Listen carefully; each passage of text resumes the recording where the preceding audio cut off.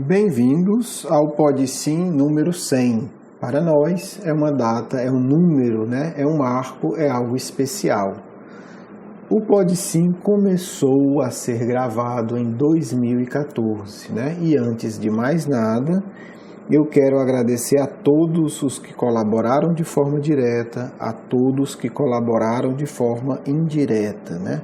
Muitas pessoas passaram, seja nas gravações, seja presenciando as gravações, mas não falando, então sem registrar sua voz, e todas elas deixaram o que tinha de melhor, e graças a isso a gente chegou ao número 100.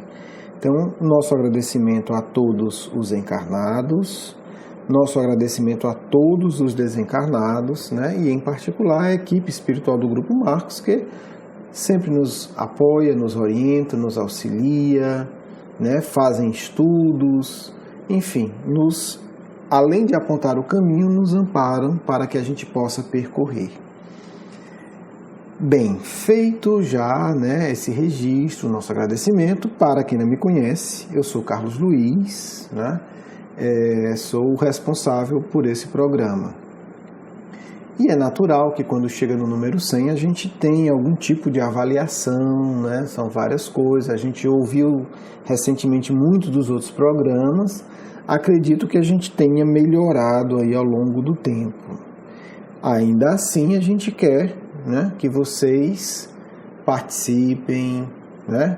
Mandem e-mails, respondam, façam comentários no blog para que a gente possa sempre aperfeiçoar. Se um tesouro nós conseguimos, é que, graças a Deus, o Pode Sim já tem algumas dezenas de ouvintes fiéis que nos acompanham sempre. E vocês são, né, a nossa sustentação energética direta.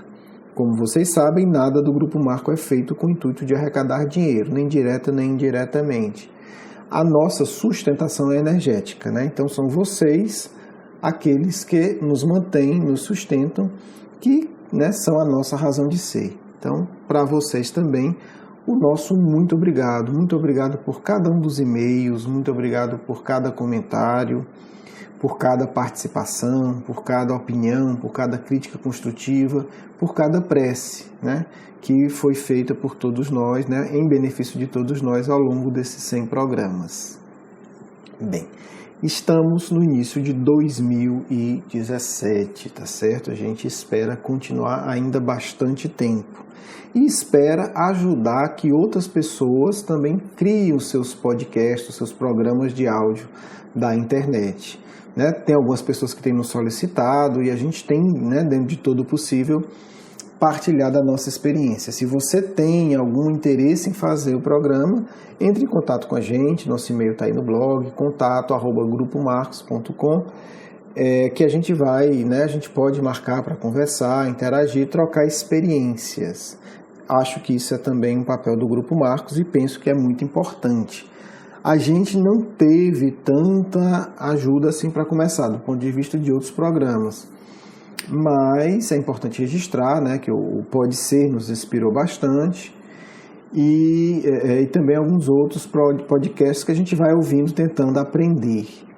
Mas caso alguém queira umas sugestões mais diretas, entre em contato conosco, vai ser uma alegria, né? Muito bom a gente poder partilhar aquilo que a gente sentiu tanta falta.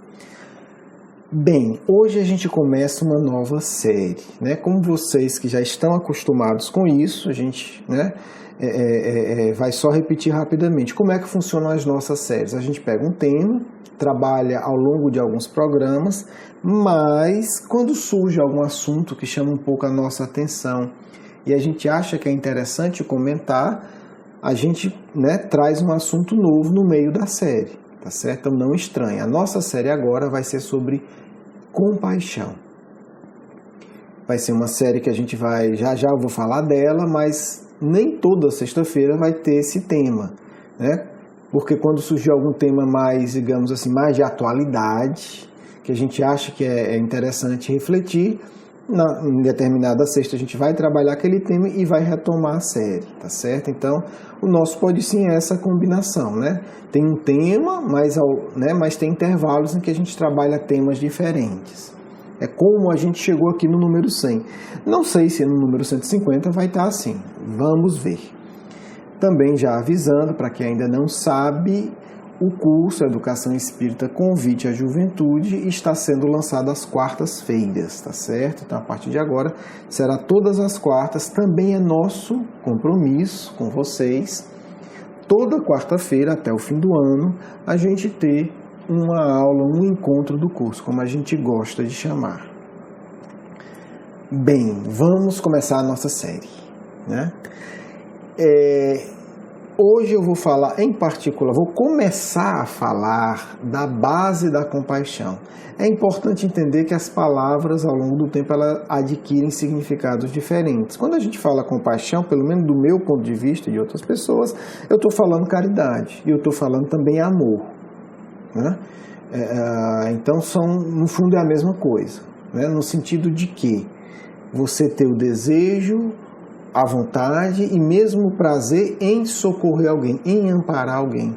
Seja esse alguém uma pessoa da sua família, quando você faz uma tarefa por aquela pessoa com carinho, um filho, um pai, uma mãe, um irmão, um amigo, né, alguém que vive junto, seja alguém que você desconhece.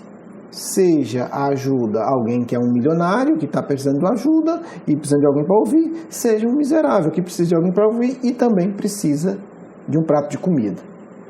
Então, compaixão, caridade, amor, são termos nesse sentido muito próximos. A gente vai tentar desenvolver isso. É natural que ao longo do tempo a gente vá usando um pouco errado os termos. Isso também acontece, né? Para algumas pessoas, caridade, que Kardec bota no equivalente de amor. Quem duvidar disso é só olhar na carta de Paulo, tanto é que a tradução pode ser amor ou caridade, então são termos semelhantes. Algumas pessoas hoje pensam caridade apenas como ajuda material fria a desconhecidos, né? Então a gente fala caridade, algumas pessoas associam a dar aquela roupa velha que está no guarda-roupa, né? Ela perdeu a dimensão que Kardec queria dar, que está muito mais próximo de compaixão, né? De uma relação afetiva. É importante a gente sempre lembrar, pelo menos nós espíritas, como os espíritos superiores definem caridade, né? Eles usam basicamente 3 linhas de definição para poder explicar o que é caridade do ponto de vista deles e do ponto de vista de Jesus. Primeiro ponto, caridade como benevolência, né, para com todos. Então você trata todos bem. A benevolência pode ser uma ajuda material, mas pode ser um sorriso, pode ser um bom dia sincero, pode ser um boa tarde sincero, para todos, pobres, ricos, pretos, brancos, azuis, amarelos, para todos. Então, primeira definição, mas não para aí. Depois ele vai falar que é indulgência para as imperfeições alheias. Aí é algo muito... A impressão que eu tenho é que eles foram botando em grau de dificuldade. Ser mais simpático é mais fácil, né? Tratar bem as pessoas.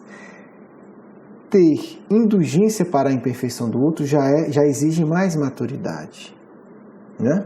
Fulano é tão desorganizado, eu sou uma pessoa organizada, mas eu vou conviver bem com ele, né? Seja como for. Então, o exercício da indulgência é um exercício que exige mais maturidade, exige mais prática. Depois os espíritos colocam uma outra coisa que normalmente as pessoas que não têm uma reflexão espírita dificilmente associam com caridade. Perdão das ofensas. Que o sujeito me magoa, me rouba, etc. Não quer dizer que eu goste e que eu deixe, mas eu não vou nutrir um ódio voraz por ele ao longo dos séculos, né? E esse tema é muito mais complexo, porque cada um desses tópicos a gente pode desenvolver muito, né? O perdão é o que chama mais atenção, porque o perdão ainda não é entendido pela maior parte da população humana. Porque a gente pensa o perdão como algo instantâneo. Perdoei. Quem estuda cientificamente o perdão sabe que isso não existe. A não ser, a gente já vai falar das exceções, né? Os espíritos extremamente evoluídos. Para 99,9% dos humanos, dos seres humanos da Terra, o perdão é um processo. O perdão não é uma atitude instantânea. Fulano me deu um tapa, eu perdoei. Ou você é muito evoluído ou você está se iludindo. Porque é um processo. Né? A gente vai, nessa série, poder tocar um pouco nisso. Como é que é o processo do perdão? O que é que nós vamos falar nessa série? Tá certo? Qual é o núcleo dela? Qual é a estrutura dela? A estrutura dela são os estudos de desenvolvimento moral. A palavra moral é outra coisa também que é muito complicada. Veja que nós sempre complicamos as palavras, né? Por isso que os espíritos toda hora dão uma chamada em Kardec, mas não é em Kardec, né? É na humanidade. Quando Kardec começa a perguntar, ele diz, primeiro vocês têm que saber quais as palavras vocês querem usar. Porque a gente fala uma coisa, vocês interpretam outra. A gente fala outra, vocês interpretam de outro jeito. Então, a ciência tem isso, né? A gente perde pelo menos 30% do tempo de quem faz pesquisa científica, pelo menos na área de humanidades, discutindo palavra. E é necessário, porque senão a gente se confunde mais ainda. Então, além de todas essas, a palavra moral é outra confusão. Porque moral se confunde com moralismo, com cinismo, com autoritarismo. Aí algumas pessoas, para evitar a palavra moral, usam a palavra ética. Enfim, aí você pega antropólogos que dizem que atribui o significado moral para a moral social, os costumes da sociedade, e ética para a conduta individual. Aí outros vão dizer que moral não, moral é aquilo que é universal, é a conduta de todos os seres humanos em todas as sociedades, e ética é a conduta das culturas. Enfim, né? Então não tem nenhum consenso nem nas ciências humanas. O que a gente vai usar aqui é a palavra que os estudiosos dessa área específica usam. Eles usam como Kardec usava a palavra moral. Mas só para a gente entender o que eles estão dizendo, o que Kardec e esses estudiosos estão dizendo, a gente vai falar que a gente entenda desenvolvimento moral como desenvolvimento emocional. Né?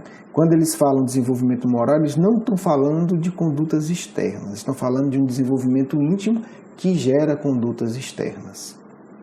Certo? Então, hoje a gente está alinhando, né, gente? A gente está organizando a nossa série e os nossos conceitos básicos. O que é fundamental e o que é fascinante, que eu acho que é o centro do que a gente vai fazer e é o que eu quero compartilhar com vocês hoje. Durante muitas décadas, houve um debate muito intenso nas ciências sociais e nas ciências humanas em geral. Antropologia, psicologia, sociologia, ciência política, um pouco da filosofia, etc., que era o seguinte: existe uma moral universal ou tudo é cultura? Existe um certo geral ou o que é certo num lugar é errado no outro? É uma discussão imensa. É uma discussão que, enfim, tem aí milhares de livros nessa discussão. Porque se de um lado os costumes mudam profundamente, isso é um fato, né? Os próprios espíritos abordam isso quando vão falar do casamento, né? Um tipo de casamento numa sociedade, outro tipo de casamento no outra, então isso muda. Se a gente pegar os últimos 100 anos, isso mudou radicalmente, tanto a lei que rege isso, quanto os costumes. Né? No próprio Brasil, quando era extremamente, na verdade era o certo, era o comum se casar extremamente novo, né? 12, 13, 14 anos já se casava. Estou falando de 100 anos atrás, 150 anos atrás era assim. Hoje em dia a idade vai aumentando, né? Hoje em dia a gente já vê, se a gente falar que casou com 12 anos, a gente vai achar um absurdo, mas antes era o normal, no Brasil. Tá certo? Na Índia se casa, ainda hoje tem esse costume, não acredito que mais seja lei, Gandhi foi um dos que se opôs, se casava com 8, 9 anos de idade. Os pais já arrumavam e com 8, 9 anos já se casavam. Então isso muda, é costume, certo? Estou pegando só um exemplo, existem dezenas, né? Na verdade existem milhares. Então existe uma moral social. Né? O que é certo no lugar errado com o outro, numa determinada sociedade se casar, sei lá, com um primo é um crime de morte, numa outra sociedade é o considerado certo. Então tudo isso vai mudar.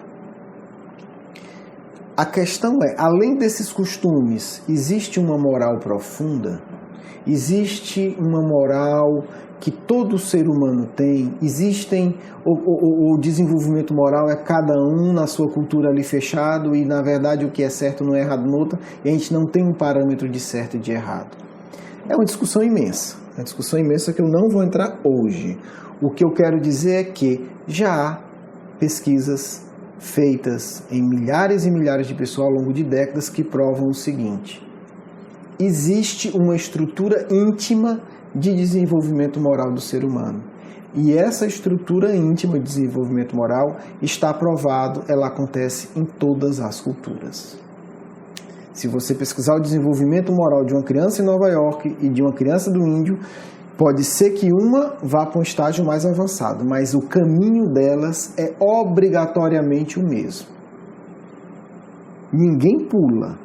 Pode chegar no estágio mais avançado, pode ser um pouco mais rápido, mas todos os seres humanos passam por uma estrutura de desenvolvimento moral. Isso não está mais em discussão, tá certo? Isso aí depois eu posso até falar com calma dos grandes pesquisadores que provaram isso. Por que eu digo? Porque isso foi provado há algumas décadas e depois esses estudos foram repetidos aos milhares, né? Eu quero estudar criança na favela do Brasil, criança na favela da Índia, os filhos da classe alta da Europa e quero ver. Tudo isso foi feito, tá certo? Só que antes da gente entrar nisso, a gente vai voltar um pouco antes.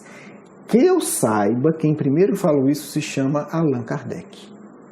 Quando Kardec coloca a escala espírita, ele está falando disso. Ele está criando uma escala de desenvolvimento moral e ele está criando uma escala de desenvolvimento intelectual. É disso que Kardec trata na escala espírita. Tá certo? Obviamente, a escala espírita ela é mais ampla, porque ela vai pegar um espectro humano muito maior. Porque a escala espírita ela abrange espíritos que estão muito mais atrasados do que a gente, que sequer reencarnam na Terra, e ela vai pegar espíritos que estão muito mais avançados do que a gente, que só raramente reencarnam na Terra. Mas a lógica de que há uma escala de desenvolvimento moral, emocional e intelectual, Kardec registra isso. Eu não saberia dizer se alguém antes dele fez. Talvez tenha feito ou não, eu não conheço. Mas certamente antes do Piaget, do Colbert e dos outros estudiosos que a gente vai falar, Kardec colocou isso claramente. Então, esse será o tema da nossa próxima série, tá certo? Onde a gente vai poder discutir um pouco desse processo. O nosso ponto central de hoje, além de apresentar, é deixar registrado. Existem já milhares de estudos que nos provam o que o Espiritismo já dizia. Existe um processo de desenvolvimento moral. Existe um processo evolutivo de desenvolvimento emocional. E ninguém, segundo os estudiosos que não são espíritas, escapa disso. Você pode não chegar nos estágios mais avançados. E há um estudioso em particular que desenvolveu o trabalho do Piaget, que eu acho interessante, que ele vai falar, porque ele vai estudar os estágios mais avançados que a gente conhece, né? Ele vai se perguntar, onde é que Gandhi está na escala moral? Onde é que Martin Luther King está na escala moral? E aí a gente vai poder estudar um pouco dele também aqui no futuro. Bem, me despeço, esperando que vocês estejam empolgados como eu estou com esse tema, né? E a gente vai poder conversar bastante sobre isso. Vamos agora para a nossa segunda parte. Que paz do Cristo, filhos, se instala em vossos corações. Estamos muito felizes de estar nesse momento compartilhando com vocês esse pequeno, mas precioso passo do Pode Sim do Grupo Marcos, de todos nós que nos sentimos de coração ligado a este trabalho. Quero também dizer que esse tema que vocês trouxeram aqui não foi orientação nossa direta, mas ficamos muito felizes que a equipe encarnada captou intuitivamente nosso desejo. Porque é preciso, filho, olhar desenvolvimento moral com olhos também de ciência. Por isso o tema que considero maravilhoso para conversarmos sobre ele. Porque preciso entender, filho, que do mesmo jeito que se desenvolve a inteligência, com aplicação, com esforço, cotidianamente caminhando passo a passo, também se desenvolve moral, também se desenvolve emoção.